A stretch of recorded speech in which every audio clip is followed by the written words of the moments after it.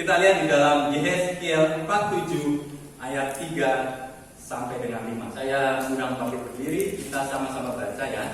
Yehezkiel 47 ayat 3 sampai dengan 5. Sudah dapat? 2, 3. Sedang orang itu pergi ke arah timur dan memegang tali pengukur di tangannya. Ia mengukur 1000 hasta dan menyuruh aku masuk dalam air itu. Maka dalamnya sampai di pergelangan kaki. Ia mengukur 1000 hasta lagi dan menyuruh aku masuk sekali lagi dalam air itu. Sekarang sudah sampai di lutut. Kemudian ia mengukur 1000 hasta lagi dan menyuruh aku ketiga kalinya masuk ke dalam air itu. Sekarang sudah sampai di pinggang. Sekali lagi ia mengukur 1000 hasta lagi. Sekarang air itu sudah menjadi sungai, di mana aku tidak dapat berjalan lagi, sebab air itu sudah meninggi, sehingga orang dapat berenang. Suatu sungai yang tidak dapat diseberangi lagi. Puji Tuhan, Tuhan Yesus memberkati kita semua. Saudara, pembacaan kita ini di dalam Yehezkiel. Yehezkiel itu salah satu nabi besar. Jadi di Alkitab itu ada nabi besar, ada nabi kecil. Dan ini salah satunya, yaitu Yehezkiel. Nah, di sini kita sudah baca di dalam Yehezkiel 47 ayat 3 sampai 5. Perikopnya dikasih oleh Lembaga Alkitab Indonesia, sungai yang keluar dari bait suci. Nah, kalau kemarin saya sampaikan bahwa bagaimana kita kalau mau masuk dalam hadirat Tuhan, ini juga saya sampaikan. Dari 1000 hasta pertama dari kaki, 1000 hasta kedua di lutut, 1000 hasta ketiga di pinggang, 1000 hasta keempat sampai ke kepala, sampai sudah tidak bisa ngapa-ngapain lagi. Tapi di sini Tuhan kasih pengertian yang lain buat saya. Waktu saya berdoa, saudara menyembah Tuhan, Tuhan ingatin ini lagi, dan Tuhan kasih pengertian-pengertian yang berbeda lagi. Dan pengertian ini sangat-sangat memberkati saya, saudara. Yang pertama, saudara, saya catat di sini. Jadi, yang pertama itu adalah 1000 hasta pertama, ya kan? Dan memegang tali pengukur di tangannya. Ia mengukur 1000 hasta dan menyuruh aku masuk ke dalam air itu. Maka dalamnya sampai di pergelangan kaki. Kalau di pergelangan kaki di mana? Sini ya. Pergelangan kaki. Kita mau lihat 1 hasta itu berapa sentimeter. Ada yang tahu nggak? Coba lihat di kamus Alkitab. Yang punya Alkitab bisa cari di searching. Saya mau sinkronkan sama nggak apa yang saya dapat. 1 hasta itu berapa senti? Ada yang sudah dapat? 1 hasta berapa senti? 45. Hah? 45 senti. 45 senti. Ya. 1 hasta 45 senti. Kalau ini 1000 hasta, berarti berapa? 45. Berapa? 45.000. Matematikanya nggak apa-apa. Ini kebanyakan hitung uang miliaran ini. Nggak apa-apa. 45.000 cm, ya kan? Lalu saya sentimeter bisa bikin ke meter. Jadi berapa? 450 meter. Betul? Itu dia baru tahu kan, tinggi banget nih orang. Saya juga bingung. Firman Tuhan bilang begini, 1 hasta 45 cm. Ini 1000 hasta 45.000 cm, alias 450 meter. Nanti kita lihat. Ini sampai hasta yang keempat. 450 dikali 4 jadi berapa? 18.000 meter. Sama dengan 18 km. Itu dalamnya. Nanti kita bahas ya. Bayangin.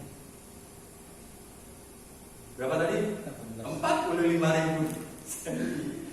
Dari sini ke sini 45.000 cm. Mungkin kan? Hah? Bayangin saudara, saya tadinya juga ngitung-ngitung, ini orang gede banget. Sama pikiran saya sama kamu. Ini raksasa apa yang masuk ke sini? Tapi enggak, ini YSBL kayak kita. Bedanya dia Nabi. Kenapa bisa gitu? Nanti kita bisa lihat sama-sama. Yang pertama, ini adalah sama juga gambaran Yesus disalib, luka-luka Yesus. Ya, nah lihat kan, Yesus itu disalib dari mana aja? Tangan, kaki, tusuk lambung, pukul, mahkota duri. Benar kan? Waktu dipaku tangan kaki dinaikin supaya memastikan bahwa Yesus masih atau sudah mati, dia ditusuk. Tapi sebelum itu dia dipukul dulu kan lututnya, memastikan supaya kalau dia masih hidup turun dia nggak bisa jalan gitu, dipatahin dulu, baru ditusuk lambungnya.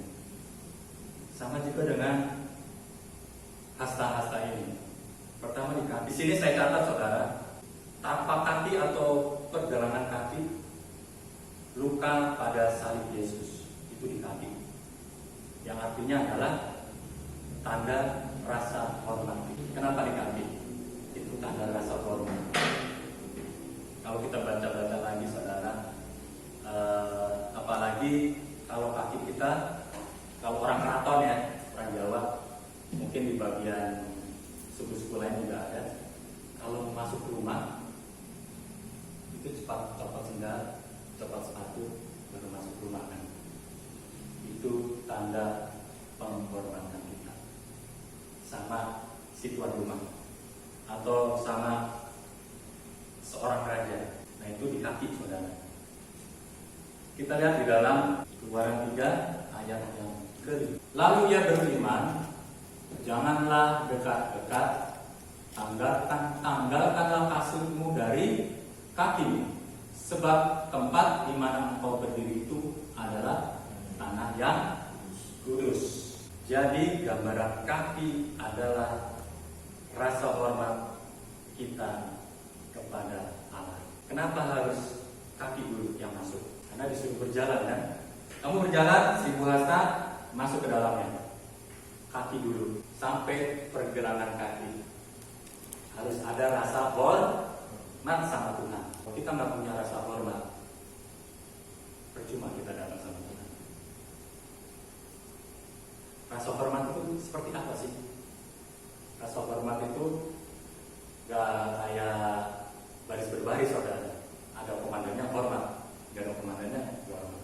Tapi rasa hormat di dalam Tuhan ini, ada nggak ada Tuhan, tetap rasa hormat itu ada. Itu yang berkenan di hadapan Tuhan. Itu yang Tuhan mau dalam kehidupan kita. Saudara, saya mau bawa juga saudara di dalam 1000 hasta ini saudara. Di firman Tuhan katakan 1 hari bagi Tuhan sama juga berapa? 1000 tahun. Nah ini persamaan tuh hasta, 1000 hasta masuk 1 hari 1000 tahunnya manusia. Jadi saya mau katakan di sini saudara bahwa pikiran kita nggak sama dengan pikiran Tuhan. Tadinya saya berpikir sama persis kayak yang dia bilang. Ini raksasa yang masuk ke sini. Tuhan mau ajarin kita. Kalau kita masuk dalam hadirat Tuhan, jangan pakai otak. Jangan batasin ke Tuhan yang luar biasa itu dengan otak kita yang cuma setepat. Jadi kalau masuk hadirat Tuhan, kalau mau mengenal Tuhan lebih jauh lagi, logika kita sedikitnya ditaruh dulu. Biarkan Tuhan yang bekerja. 1000 hasta pertama, Tuhan mau penghormatan kita sama Tuhan. Harus saudara. Kalau tanpa itu saudara, tanpa penghormatan kita sama Tuhan, ibadah kita juga sia-sia pasti. Apapun. Apalagi kita mau pribadi sama Tuhan, berdoa sama Tuhan, hubungan pribadi dengan Tuhan jam-jam pribadi kita. Pertama ada rasa hormat. Ngerti dulu kita berhadapan dengan siapa ini. Rasa hormat itu nggak harus juga dengan pakaian yang begini segala macam. Ada kalanya memang pengen seperti itu, tapi ada kalanya Tuhan pengen lihat hati kita benar-benar memiliki rasa hormat yang lebih dari segala-galanya. Dia kita berikan sama Tuhan. Yang pertama, saudara, jangan pakai ukuran kita manusia, dipakai dengan ukurannya Allah. Ukurannya kita gak bisa dipakai, saudara, kalau di mata Tuhan, karena ukuran kita ini terbatas. Tadi aja udah kepikiran kan, raksasa yang datang, padahal enggak. Nanti kan kita akan lihat lagi maksud Tuhan ini apa sih.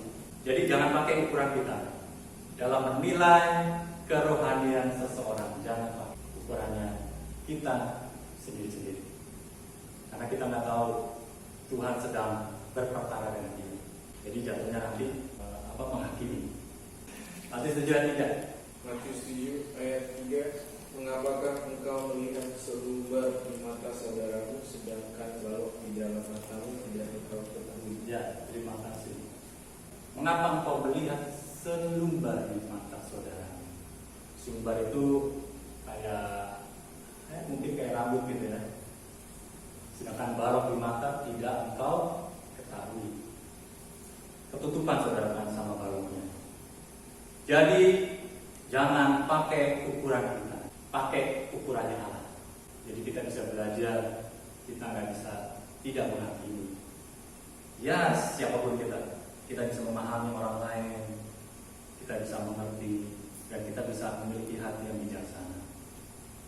Itu yang pertama, saudara. Yang kedua, saya catat di sini, saudara, yang kedua itu adalah hikmat, jalan pikiran, dan maksud rencana Tuhan tidak terselami. Yang kedua adalah sampai di lutut. 1000 hasta kedua yaitu di lutut. Yang saya bilang tadi, lutut Tuhan Yesus dipatahkan, dihancurin. Makanya dengan kita juga datang kepada Tuhan, selain datang dengan hormat kepada Tuhan, jangan pakai pikiran kita. Yang kedua, kita tidak dapat menyelami rencana Tuhan, pikiran Tuhan dalam hidup kita. Kita harus meredakan hati kita dengan lutut. Amin. Kita harus mematikan lutut kita untuk di dalam Lukas 22 ayat 41. Kemudian dia menjauhkan diri dari mereka kira-kira sepelempar batu jaraknya. Lalu ia berlutut dan berdoa. Ini Tuhan Yesus loh ya. Berlutut, kerendahan hati, sikap hormat juga. Boleh nggak kita berdoa bersila? Boleh aja. Ini kan hanya gambaran. Ini hanya gambaran kita bahwa kita harus seperti apa di hadapan, dan pemikiran kita harus bagaimana di hadapan. Saya katakan tadi, jalan pikirannya Tuhan yang pernah kita juga dalam 1 Korintus 2 ayat 16 kita lihat. Sebab siapakah yang mengetahui pikiran Tuhan sehingga ia dapat menasehati dia? Tetapi kami memiliki pikiran Kristus. Jadi nggak ada yang dapat mengetahui pikiran Tuhan. Tapi di ayat yang lain, firman, siapa yang dapat menyelidiki hatinya Tuhan selain Roh Tuhan itu sendiri, Roh Allah, yaitu Roh Kudusnya yang sudah Tuhan berikan sama kita. Kita bisa tahu perasaannya Tuhan, hatinya Tuhan, kita bisa dapat merasakan. Karena apa, saudara? Saya pernah minta seperti itu dalam doa saya, dalam penyembahan saya. Saya bilang, Tuhan, saya minta perasaan dalam hatiku. Dan Tuhan kasih, saudara. Itu saya nangis sejadi-jadinya karena melihat jiwa-jiwa. Kayaknya terlalu rohani ya, lihat jiwa-jiwa. Tapi Tuhan kasih itu buat saya. Saya nggak bikin-bikin, saudara. Dan Tuhan beri. Kalau kita pengen merasakan hatinya Tuhan, perasaannya Tuhan, minta sama Tuhan. Tuhan kasih sama kita. Baru kita bisa memahami orang lain. baru kita dapat merasakan juga yang orang lain rasakan sama kita. Ya, yang kedua adalah jalan pikiran Tuhan tidak terselesai. Tidak ada yang dapat mengetahui pikiran. Yang ketiga, saudara, jangan semaunya sendiri. Jadi ini masuk di dalam 1000 hasta yang ketiga, saudara. Yang ketiga sampai di mana? Di pinggang. Tadi di kaki, di lutut, sekarang di pinggang. Di pinggang itu, saudara, ada kekuatan. Saya pernah dibilangin sama orang yang belajar silat, belajar bela diri, saudara. Kalau mau gerakan, melihat gerakan atau sampai karate, udah berapa Pak? Itu dulu ya. Jadi kalau mau lihat gerakan musuh, dia bisa lihat dari gerakan pinggang. Dia mau arahnya kemana, dia bisa kelihatan. Jadi lihat pinggangnya doang. Saya sih bilangin, cuma saya nggak belajar, saudara. Dan di dalam pinggang itu ada kekuatan. Kita nanti belajar sama-sama ya. Jadi jangan semau-maunya sendiri. Kita bisa lihat di sini kalau kita pakai ikat pinggang. Jadi ikat pinggang itu letaknya di mana? Di pinggang. Jangan ikat pinggang letaknya di kepala. Kelebihan, saudara. Ya, ini menunjukkan bahwa kebenaran Kristus ikat pinggang ini. Lalu dibilang juga kesetiaan Kristus.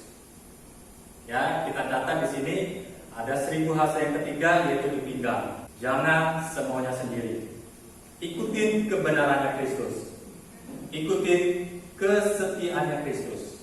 Kita lihat di dalam Yesaya 11 ayat yang ke-5. Di sini juga dikatakan kalau tadi kita belajar tentang luka Yesus, dan di lambung ini, saudara, Yesus ditusuk, memastikan bahwa Yesus sudah mati atau belum. Yesaya 11 ayat 5. Ia tidak akan menyimpang dari kebenaran dan kesetiaan, seperti ikat pinggang tetap terikat pada pinggang. Jadi ikat pinggang itu menggambarkan apa? Kebenaran dan kesetiaan. Jadi kalau kita lagi dekat-dekat sama seseorang atau yang sudah berkeluarga, hadiah ulang tahun, hadiahnya ikat pinggang. Ditanya apa ikat pinggang? Baca firman Tuhan, Yesaya 11 ayat 5. Ini adalah simbol kebenaran dan kesetiaan. Kalau kita ngasih burung merpati kan ribet. Belum sarangnya, belum perawatnya, belum tentu yang dikasih. Tapi ikat pinggang kita bisa pakai. Haleluya. Nah, yang ketiga, 1000 hasta ketiga adalah jangan semaunya sendiri. Kebenaran Kristus, kesetiaan Kristus, dan juga berbicara tentang puasa. Jadi kalau kita mau lebih lagi di dalam Tuhan, kita puasa. Kita pelayanan di sini sebelum kita pelayanan di hari Selasa, kita sepakat buat puasa, buat pelayanan khusus di tempat ini dan buat pergumulan kita masing-masing. Jadi di sini tiap hari Selasa ada doa puasa. Jam 1 mulai sampai dengan selesai. Bukanya di rumah masing-masing. Yang mau ikut silakan, mau promosi sedikit. Ya kan? Pentingnya puasa supaya kita tidak semena-menanya semuanya. Ingat saudara, puasa itu bukan hanya kita mau meminta apa yang kita mau sama Tuhan, tapi puasa itu mengkondisikan kita bahwa kita mau seturut dengan maunya Tuhan. Orang kalau udah puasa lemas, betul nggak? Bahkan kadang kalau puasa 3 hari dan seterusnya, keinginan daging itu udah nggak ada. Yang ada kalau lagi duduk, lagi merem, ada ayam lewat. Itu benar terjadi saudara, halusinasinya udah mulai. Itu benar terjadi saudara. Cobalah makanya puasa 3 hari, itu saya di tempat tidur bisa tidur. Itu beneran saudara, teman-teman saya juga begitu.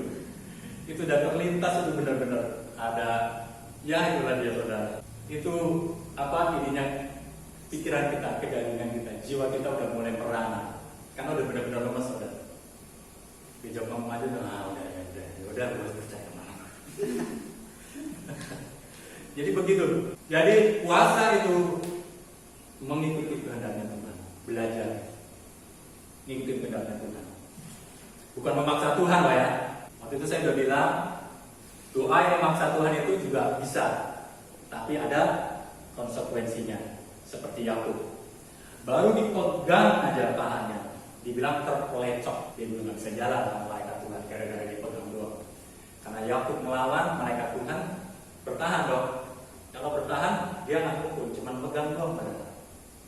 Tapi karena tenaganya Yakub semakin besar, dia nangkap sendiri dan terpelecok lagi. Makanya jangan maksa Tuhan. Yang enak itu monggo silakan oleh Tuhan. Kan sudah tadi dibilang, satu harinya Tuhan, 1000 tahunnya manusia. Iya kan? Satu harinya Tuhan, 1000 tahunnya manusia. Ya, betul? Yes. Saya tadi catat di mana, saya lupa itu saudara. Keluaran 35 udah ya tadi? Udah. Ya sudah, nanti cari sendirilah. Itu yang Google ya.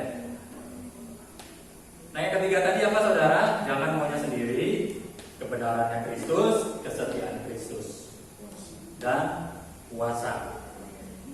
Lambung Yesus ditusuk, mematikan daging, mematikan ego kita, masalah perut. Yang keempat saudara, yang keempat itu apa? Mengukur 1000 hasta lagi. Sekarang air itu sudah menjadi sungai, di mana aku tidak dapat berjalan lagi, sebab air itu sudah meninggi sehingga orang dapat berenang, suatu sungai yang tidak dapat diseberangi lagi. Yang keempat adalah mengikuti gerakannya Allah, ngikutin caranya Tuhan. Tadi kita puasa bilang ngikutin maunya Tuhan, benar? Dan yang keempat ini kita tinggal ikutin maunya. Lalu yang tadi saudara dibilang ini raksasa saudara. Tadi saya bilang total dari 4000 hasta adalah 18 kilometer. 4000 hasta sama juga 18 kilometer. Tadi saya coba-coba mengukur saudara lewat Google Map, dari rumah saya ke sini itu 6,8 kilo. 6 kilo. Terus dari rumah ke Depok kurang lebih 10 kilo. Sampai ke Uki itu 20 kilo sekian. Saya pikir 18 kilo dalamnya. Ini sungai apa laut? Ayo, baca sekali lagi. Menjadi sungai. Sekarang saya tanya, di dunia ini sungai paling dalam apa? Ada nggak? Sungai Kapuas. Berapa? Panjang. Panjang, dalam. Sungai Yansi. Yansi. Berapa? Tapi yang mungkin nggak sedalam ini juga. Saya tadi nyari, saya sempat nyari. Ada di Afrika Tengah, tapi dalamnya cuma 250 meter, bukan kilometer ya. Namanya Sungai Congo. Nanti bisa cari di Google. Gak ada sungai yang sedalam itu. Saya cari lautan aja saudara. Lautan terdalam apa? Kalau Mariana. Lalu Mariana berapa? 11 kilo. 11 kilo baru kan? Tapi itu berapa? Jangan dari Palu Mariana. Berapa? Oh. Nggak pernah terjamah soalnya. Iya, nggak pernah. Nah, jadi saya catat nggak ada sedalam, belum ada sih ya. Ya sini saya belum nemu. Nanti kalau ada yang nemu, ayo silakan dikasih tahu. Saya berbayang-bayang saudara, ini saya waktu saya dapat pengertian ini saudara, kok bisa sih sungai dibilangnya? Jadi pengertiannya dia nggak sama dengan pengertiannya Tuhan. Yang dilihat dia sungai, padahal itu lautan. Atau sebaliknya, yang kita lihat lautan, tapi yang dimaksud Tuhan adalah sungai. Jadi pengertian kita sama Tuhan nggak bisa capek. Ikutin aja. Pada akhirnya adalah berenang, ikutin maunya Tuhan. Ya kan? Jadi bahwa manusia gak dapat menyamai pikirannya Tuhan. Jadi akuilah diri kita bahwa kita bodoh. Ngomong bodoh aja gak rela. Bilang aja, Tuhan saya bodoh. Karena firman Tuhan bilang, yang bodoh bagi dunia apa? Bodoh bagi dunia. Apa? 1 Korintus berapa? 1. Coba bacakan. Apa yang bodoh bagi Dunia dipilih dunia? Allah untuk Sebab yang bodoh dari memalukan Allah lebih besar hikmatnya bukan daripada diri. Ya, coba yang ini. Ya. Dir, Action. coba. Berapa apa itu? Di mana alamannya? 1 Korintus 1 ayat 2. Ya, apa? Gini ya, sebab yang bodoh dari Allah lebih besar hikmatnya daripada manusia, dan yang lemah dari Allah lebih kuat daripada manusia. Ya itu. Udah. Jadi kita ini di hadapan Tuhan bilang aja seorang yang bodoh. Walaupun kita pinter, namanya kita tidak meninggikan diri kita di hadapan Tuhan. Rendah hati aja, iya kan? Iyalah, itu aja. Gak usah ngelawan sama Tuhan, udah. Iya Tuhan, benar. Kamu segala-galanya. Gak ada pikiran manusia yang dapat menyamai pikiran Tuhan. Jangan sampai. Yang ada bisa gila. Makanya baca firman Tuhan perlu Roh Kudus. Kita lihat di dalam Yehezkiel 47 ayat selanjutnya. Lalu ia berkata kepadaku, sudahkah engkau lihat, hai anak manusia? Kemudian ia membawa aku kembali menyusur tepi sungai. Malaikat Tuhan berkata apa? Sudahkah engkau lihat, hai anak manusia? Ini jelas-jelas loh dibilangin anak manusia. Gak ada artinya apa-apa. Dan malaikat Tuhan menunjukkan, Yeskel, kamu udah lihat yang kau alami? Dari mata kaki ke lutut, ke pinggang, sampai berenang. Saudara tahu, itu ujungnya nggak bisa nemu, saudara. Bayangin laut yang dalam itu ada kehidupan nggak? Mungkin ada. Yang plankton yang bisa nyala itu kan di kedalaman laut. Gendang telinga kita cuma sampai berapa? Berapa? Yang paling 10 meter? Meter. Berapa meter? Gendang telinga kita bisa pecah di dalam Di air? bawah 100 meter udah nggak bisa. Di bawah 100 meter ya. Bayangkan. kecuali yang pro. Ya, pro juga Pak. Gak bisa. Ada Rusia atau Amerika bikin kapal selam kayak kapal tabung itu pun nggak bisa. Hidroliknya pecah karena tekanan air. Jadi kedalaman berapa kilometer tadi. Dan itu tidak bisa menandingi firman Tuhan ini. Jadi kita cuma ngikutin aja. Kalaupun Tuhan izinkan kita untuk masuk lebih dalam lagi, kita diberi kekuatan yang baru. Oke, bagi Tuhan gak ada yang mustahil loh. Manusia bisa bikin kapal selam yang paling dalam pun itu pakai cara Tuhan. Hewan yang paling dalam pun bisa hidup karena dia punya spesialisasi. Jangan coba-coba hewan yang cuma 100 meter masuk ke dalam itu, hancur badannya saudara. Spesialisasinya apa? Dikasih lampu, dikasih sensor, dikasih bening, transparansi. Semakin dalam kita di dalam Tuhan, semakin kita melihat hal-hal yang luar biasa bersama Tuhan. Itu baru di luarnya, itu baru di atasnya doang kita udah bisa menikmati saudara. Nikmat sekali kalau bisa sampai dalam lagi. Sangat-sangat luar biasa. Jadi di Yesaya 47 ayat 6 ini malaikat Tuhan waktu dia bisa berdoa. Hai anak manusia, engkau sudah lihat? Yesaya nggak bisa jawab. Dia harus mengakui bahwa Tuhan lebih dari segala-galanya.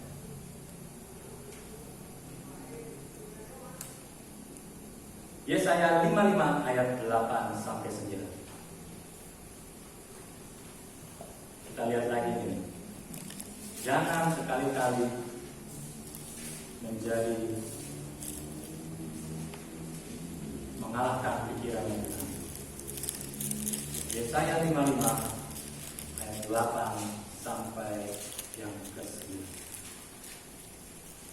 Sebab rancanganku bukanlah rancanganmu, dan jalanmu bukanlah jalanku. Demikianlah firman Tuhan.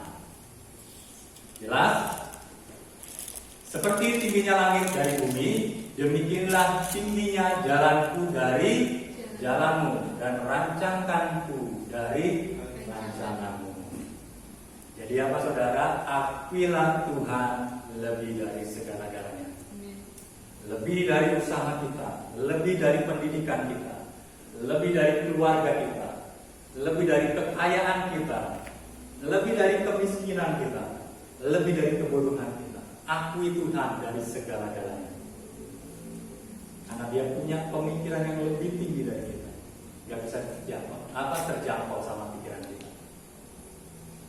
Pertolongan Tuhan itu gak bisa terpikirkan oleh kita. Firman Tuhan bilang, apa yang gak pernah kita pikirkan, Tuhan kasih buat kita. Mungkin pikiran kita bahwa mungkin setelah kita berdoa, kita minta sama Tuhan, Tuhan kasih apa yang kita mau.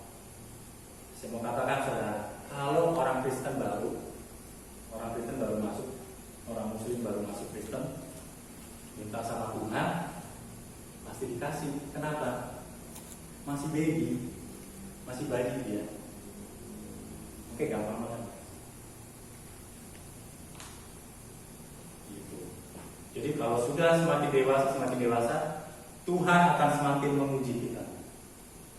Betul? Betul. Diuji. Kamu minta apa? Minta ini. Ya tunggu sabar, belajar sabar, belajar ngikutin Tuhan. Jadi pikiran kita jangan melampaui pikiran Tuhan.